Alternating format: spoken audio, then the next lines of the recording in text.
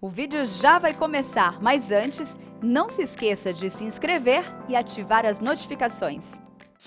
Irmãos amados, vamos abrir a palavra de Deus no segundo livro das Crônicas, capítulo 21.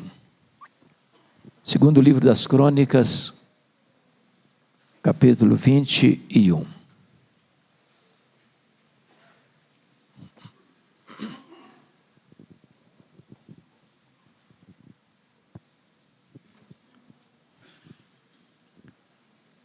Lido o texto, mantenha a sua Bíblia aberta, por favor, nesta passagem.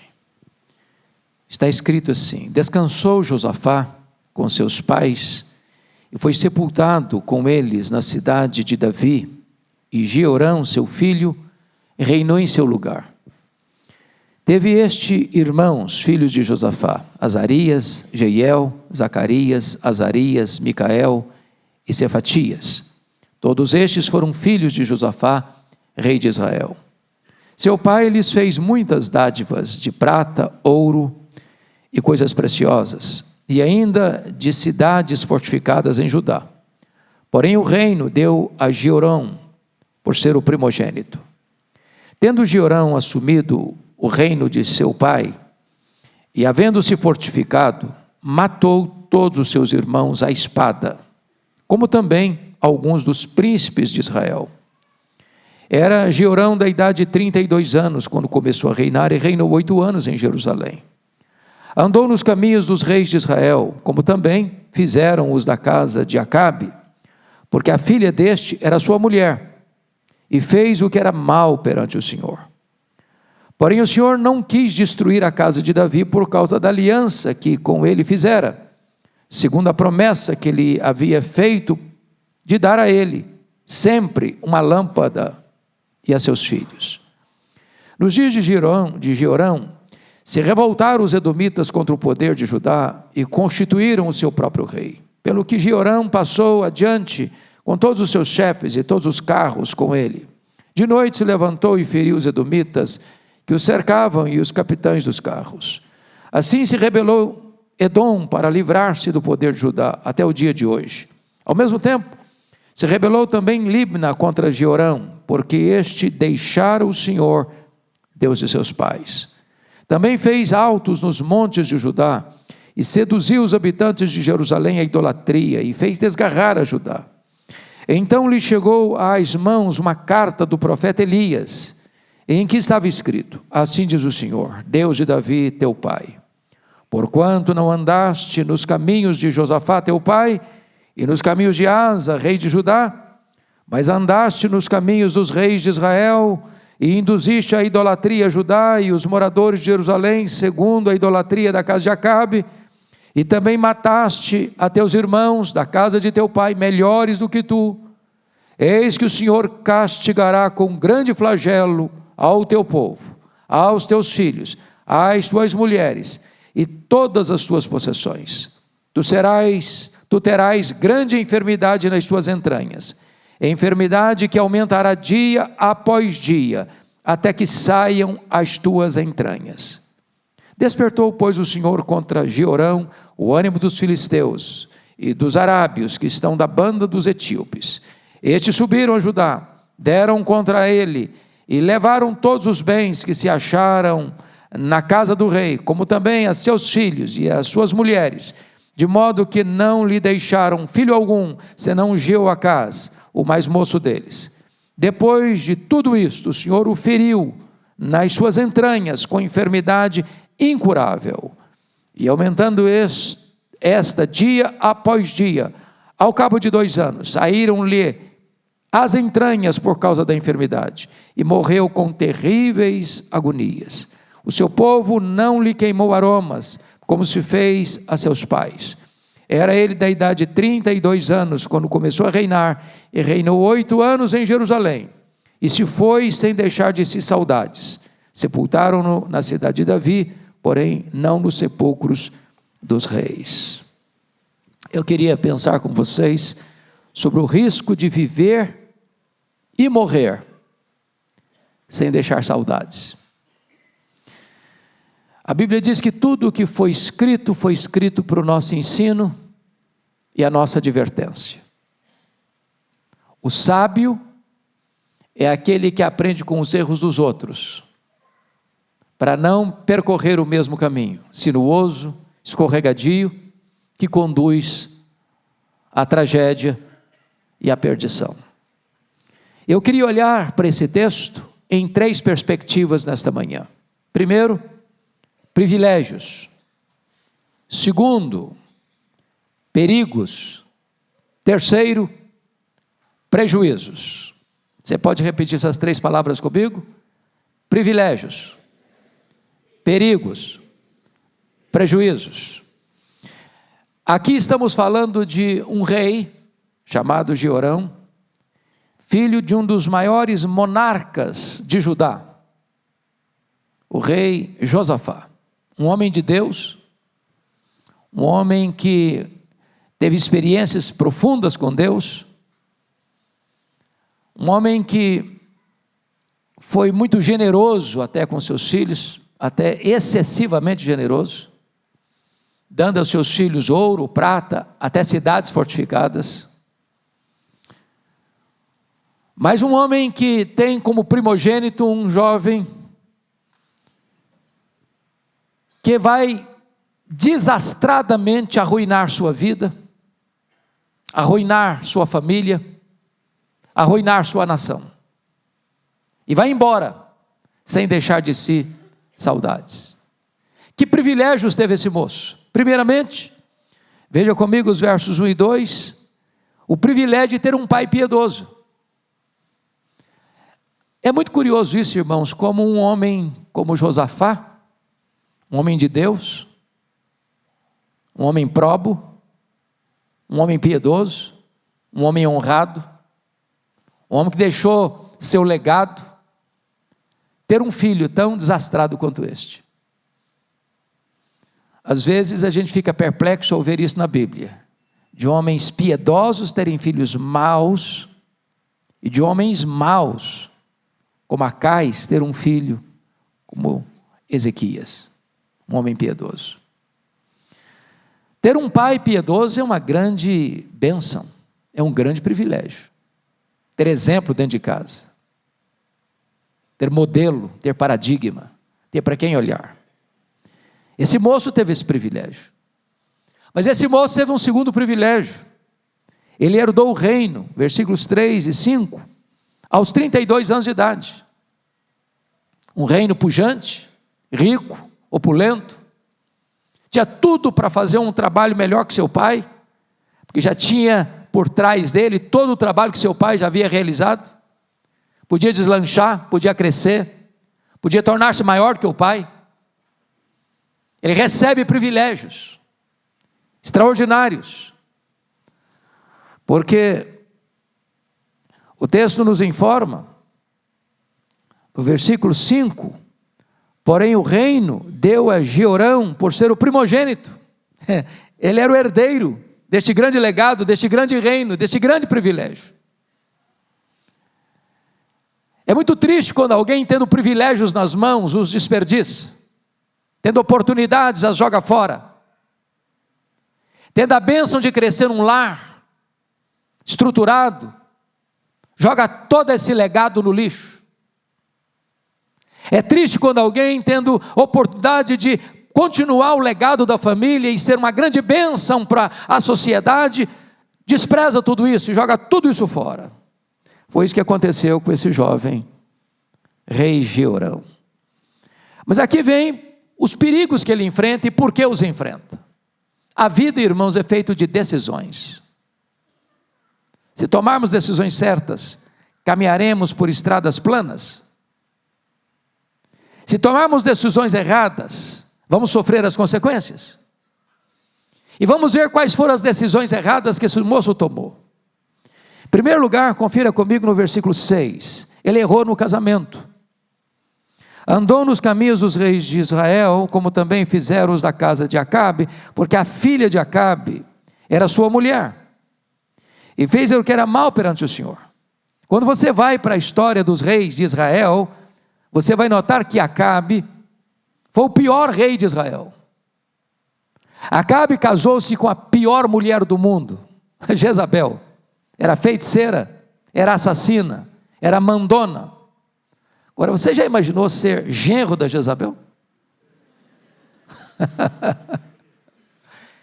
Que fria que ele entrou, que tragédia que foi isso. Não é só o fato de ele ser genro da Jezabel e do Acabe, não. Ele copia a história de Jezabel e de Acabe. Ele imita os erros dessa família. Aqui está um alerta para os nossos jovens, para os nossos adolescentes. Aqui está um alerta para os pais que têm filhos na época de casamento. É necessário pensar sobre isso. Porque quando você casa com alguém, você não casa só com essa pessoa, você casa com a família. Isso pode não só trazer um problema para a pessoa, mas trazer um problema para toda a conjuntura familiar. E foi exatamente o problema desse moço, que tendo tantas moças em Israel, vai contrair matrimônio exatamente com a pior família do reino do norte, do reino de Israel, e que vai ser certamente a causa da tragédia da sua vida, da sua família e da sua nação. Mas há um segundo erro, uma segunda decisão errada desse moço. Olha comigo o versículo 4, por gentileza. Tendo Jeorão assumido o reino de seu pai, e havendo-se fortificado, matou todos os seus irmãos à espada, como também alguns dos príncipes de Israel. Olha o verso 13, a carta que Elias mandou para ele. Mas andaste nos caminhos dos reis de Israel, e induziste a idolatria a Judá e os moradores de Jerusalém, segundo a idolatria da casa de Acabe, e também mataste a teus irmãos da casa de teu pai, melhores do que tu. Bom, aqui tem por trás uma cultura. Qual é a cultura? A cultura do Oriente Médio é que quando um rei assumia o poder, via de regra, ele eliminava os membros da dinastia anterior. Bom, esse moço, não tendo os membros da dinastia anterior para eliminar, ele elimina aquele que ele acha que pode ser os seus concorrentes. Qualquer tropeço dele, qualquer erro dele, pode ascender ao poder um irmão dele. Já que ele era casado com a filha de Acabe e Jezabel, poderia também, por influência política, alguém lá do reino do norte, diante de um tropeço dele, assumir o trono. Então o que ele vai fazer? Ele vai tirar do caminho qualquer pessoa que na cabeça dele pode ser um risco para o governo dele. É alguém que é egoísta, é alguém que não vê senão a si mesmo, é alguém que está disposto a passar como um trator por cima de todas as pessoas que ele acha que pode ser um problema para ele.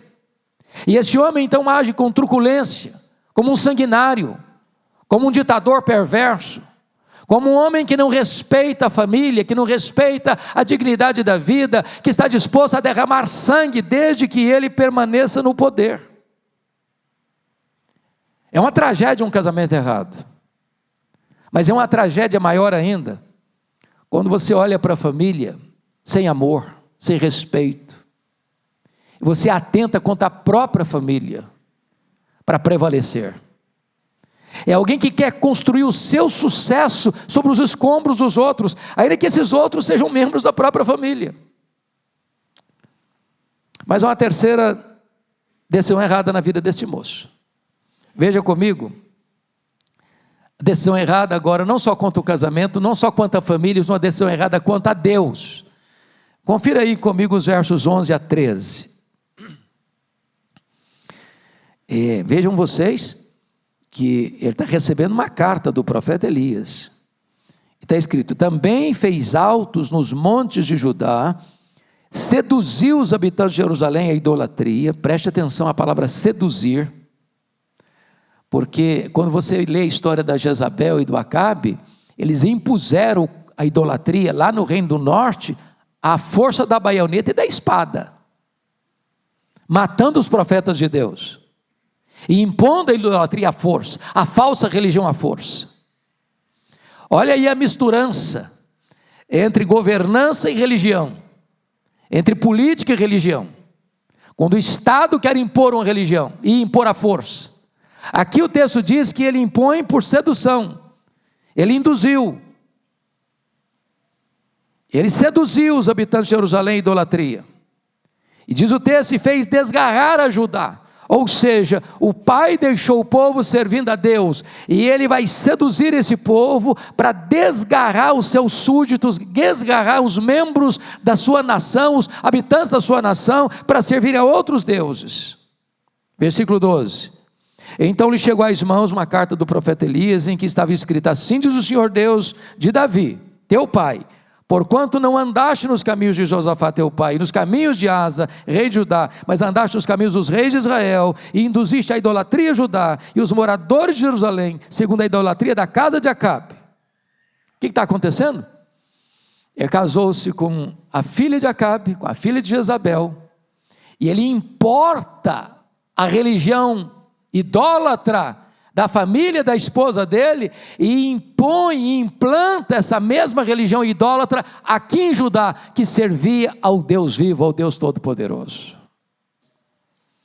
Meus amados irmãos, aqui tem um alerta, porque quando o homem abandona Deus para patrocinar a falsa religião, ele está arruinando o futuro dessa nação, ele está atraindo maldição para a sua nação, ele está atraindo problemas gravíssimos para o futuro dessa nação. E a mão de Deus trouxe juízo sobre ele, sobre a família dele e sobre toda a nação, em virtude da decisão de querer impor uma religião falsa na sua nação. Mas notem mais, ele vai se tornar um transtorno agora, desceu errada, não só com respeito ao casamento, à família, a Deus, mas ao próprio povo dele. Confira comigo os versos 13 e 14. Você pode ler comigo esses dois versos? Vamos juntos? Mas andastes nos caminhos dos reis de Israel, e induziste a idolatria a Judá, e os moradores de Jerusalém, segundo a idolatria da casa de Acabe, e também mataste teus irmãos da casa de teu pai, melhores do que tu. Eis que o Senhor castigará com grande flagelo ao teu povo, aos teus filhos, às tuas mulheres e a todas as suas possessões. Então veja que o problema vem para a família dele, para a nação dele e também para a economia da nação. Juízo de Deus. Quando um governante não entende o seu papel e quer transpor a linha do seu governo para impor uma falsa religião, ele traz problema para ele, para a família dele, para a nação e para a economia de todo o povo. Agora vamos ver, terceiro ponto. Primeiro, privilégios. Segundo, perigos. Terceiro, prejuízos. Qual o primeiro prejuízo que esse rei sofre? Ele perdeu a saúde. Você pode ler o versículo 15 comigo, vamos juntos? Tu terás grande enfermidade nas tuas entranhas, enfermidade que aumentará dia após dia, até que saiam as tuas entranhas. Quem é o protagonista dessa enfermidade? Quem traz essa enfermidade? Deus. Não é verdade que toda enfermidade vem do diabo, não. Essa veio de Deus. Essa veio como juízo. Grande enfermidade, incurável enfermidade, dolorosa enfermidade, progressiva enfermidade, até levar à morte. Por quê? Por desobediência a Deus. De Deus não se zomba. O que o homem semear, isso ele ceifará. Segundo, ele não perdeu apenas a saúde, ele perdeu o reino. Veja comigo, por favor, o versículo 16 e 17. Pode ler comigo juntos, vamos lá? Despertou, pois, o Senhor contra Jeorão o ânimo dos filisteus e dos arábios, que estão da banda dos etíopes. Estes subiram a Judá, deram contra ele, e levaram todos os bens que se acharam na casa do rei, como também a seus filhos e as suas mulheres, de modo que não lhes deixaram filho algum, senão Joacás, o mais moço deles. O que Deus está fazendo? Não só tirando a saúde dele, mas tirando das mãos dele o próprio reino. Quem suscita os inimigos? É o diabo? Não, é Deus. Quem traz os filisteus e os arábios para atacar Judá? É Deus. Quem abre as portas da casa real para que os tesouros sejam levados? É Deus. Quem entrega nas mãos dos inimigos as riquezas da nação? É Deus. Quem torna os filhos cativos? É Deus. É Deus quem está exercendo aqui o processo disciplinar a esse rei. Mas há uma coisa, amados irmãos, muito interessante, que nós podemos observar, e a misericórdia de Deus. Olha o versículo 7 comigo. Porque Deus poderia varrer do mapa, e aqui terminar a dinastia de Davi, porque esse camarada vem da dinastia de Davi, é reino de Judá. Mas veja o que está escrito no versículo 7, você pode ler o 7 comigo, vamos juntos? Porém, o Senhor não quis destruir a casa de Davi, por causa da aliança que com ele fizera, segundo a promessa que lhe havia feito de dar a ele sempre uma lâmpada e a seus filhos. O que está acontecendo? O Messias vinha da linhagem de Davi. No reino do norte, que começa no ano 931 a.C., com a morte de Salomão, até 722, quando a Síria leva esse reino do norte cativo, tivemos 19 reis, em 8 dinastias diferentes. Mas o reino do sul, o reino de Judá, nós tivemos uma única dinastia. Qual é a dinastia? A dinastia de Davi. Por quê? Porque o Messias deveria vir da descendência de Davi, como filho de Davi.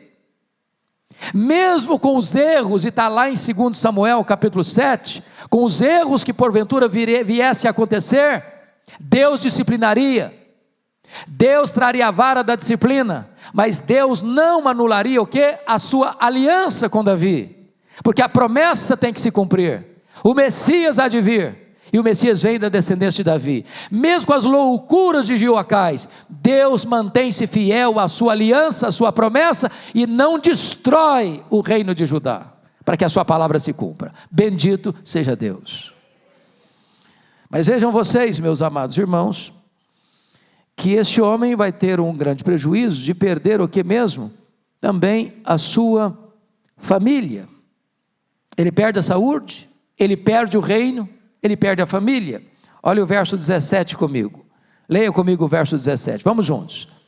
Estes subiram a Judá, deram contra ele, e levaram todos os bens que se acharam na casa do rei, como também a seus filhos, e as suas mulheres, de modo que não nos deixaram filho algum, senão Joacás, o mais moço deles. Isso porque a promessa tem que permanecer nessa dinastia. Mas ele perde a família. Ele perde a família. De todos os bens que um homem tem na vida, a família é o seu tesouro melhor e mais precioso. Esse homem mata os seus irmãos, e agora a sua família que ele gerou é destruída. Ele semeou, ele colheu. Mas mais do que isso, em quarto lugar, esse homem perde a própria vida. Versos 18 e 19 está escrito assim: depois de tudo isso o quê? De perder o reino, de perder a saúde, de perder a família, de perder os bens, depois de tudo isso, é tempestade sobre tempestade, é abismo chamando outro abismo. Depois de tudo isto, o Senhor o feriu nas suas entranhas com enfermidade incurável. Quem é que feriu? O Senhor. Olha o verso 19, e aumentando esta dia após dia, durante quanto tempo? 2 anos. Já pensou o que é isso? Hoje está ruim, amanhã está pior um pouco, depois de amanhã não tem alívio não, vai piorar mais um bocadinho, num processo de mais de 700 dias, todo dia um pouco pior, todo dia um pouco pior, todo dia um pouco pior, todo dia um pouco mais de sofrimento, todo dia um pouco mais de sofrimento, até que termina no versículo 19 dizendo assim: e morreu com terríveis agonias. decisões erradas, consequências desastrosas. Lição para nós: de Deus não se zomba. O que o homem semear, se ele ceifará. Mas deixa eu terminar. Este homem perdeu a saúde, este homem perdeu o reino, este homem perdeu a família, este homem perdeu os bens, este homem perdeu a vida, mas finalmente este homem perdeu o prestígio. Há muitas pessoas, irmãos, que passam pela vida e sofrem muito. Homens de Deus sofrem muito. A Bíblia fala lá dos profetas. Isaías foi cerrado ao meio. Jeremias foi jogado num buraco para morrer. Mas esses homens deixaram um legado. E a vida deles nos inspira. E quando olhamos a biografia deles, nós somos estimulados a andar com Deus. Mas olha o que esse homem perdeu. Versículo de número 20. Leia comigo o verso 20, por favor. Vamos juntos. Era ele da idade de 32 anos, quando começou a reinar, e reinou 8 anos em Jerusalém. E se foi sem deixar de si saudades, até aqui. É a única pessoa na história da Bíblia que tem esse registro. Não teve choro no seu funeral. Não teve tristeza no seu funeral. Teve alívio. Alívio. Nós diríamos hoje assim: já foi tarde. Morreu sem deixar de si saudades. A pergunta que eu quero fazer a você hoje é esta: e você, o que está fazendo da sua vida? Diante de tantos privilégios, de ser criado à imagem e semelhança de Deus, de ser amado por Deus, de ter uma casa, ter uma família, ter sustento, ter liberdade, ter uma igreja, ser filho de Deus, servo do Altíssimo. O que você está fazendo da sua vida? Quais são suas escolhas? Você tem honrado sua vida no sentido de recebê-la como um presente de Deus? Você tem honrado sua família? Você tem honrado seu casamento? Você tem honrado seus irmãos? Você tem honrado o que Deus colocou nas suas mãos para administrar? Quando eu olho para Jeorão, eu fico desesperado. Falei, meu Deus, que tragédia. Mas há um outro rei para quem eu posso olhar hoje. Este rei é Jesus. Este Jesus é o primogênito também de toda a criação de Deus. Ele é o primeiro, é o causador, é o criador de todas as coisas. Ele é o amado do Pai. Ele é o Rei dos Reis. Ele não veio para tirar a vida, ele veio para dar a vida, a sua própria vida. Ele não veio para matar, como Jeorão, ele veio para que você e eu pudéssemos ter vida e vida em abundância. Ele não veio para casar-se com a iniquidade, ele veio para desposar a igreja como sua noiva. Ele não veio para ser vencido pelos inimigos, ele veio para triunfar sobre eles e colocar todos os seus inimigos debaixo dos seus pés e estabelecer um reino de justiça e de graça. Ele não veio para trazer doença, ele não veio para trazer sofrimento, ele veio para trazer vida, ele veio para trazer vida eterna. Ele não veio para afastar você de Deus, ele veio para reconciliar você com Deus. Ele não veio para ser uma vergonha para o povo, mas ele veio para dar salvação ao seu povo. Ele não veio para sucumbir à morte, mas ele veio para matar a morte e oferecer a você a imortalidade e a vida eterna. Não olhe para Jeorão, olhe para Jesus, e você terá razão para viver agora e depois deixar um abençoado legado para gerações pósteras. Que Deus nos abençoe. Amém.